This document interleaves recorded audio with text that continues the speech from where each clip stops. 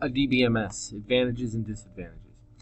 There's a number of things that you're going to go out there and you're going to find and people are going to speak to, and they're going to give you information, they're going to let you know different things, and they're not necessarily going to be right or wrong as you do your research and you cite your resources and things along those lines. But I will just say this. Database management system is a canned product that's designed to give you some pre-made tools in order to kind of give your business a way to begin to look at their data, manage your data, because it's a management system, and a way to look at it, a way to process it, a way to query it, a way to ask questions, and all these different things are involved with it.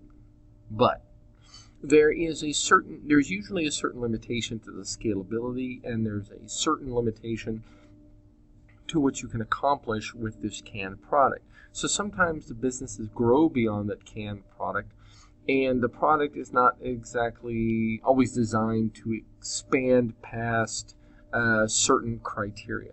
So on one hand, it's very easy to use, it's very easy to start up, it's very easy to kind of manipulate for the bottom basement individuals, but as it grows, your business may grow beyond the ability to use it effectively.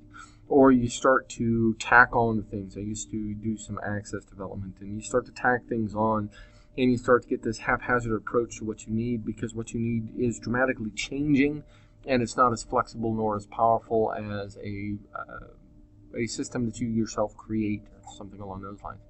So this is but one example of many examples you might find out there, but it's something to kind of keep in mind as you go forward, and kind of a way to kind of narrow your search, if you like. Either way, things are going very well, the discussions are going very well, and I hope they continue. We'll look forward to it.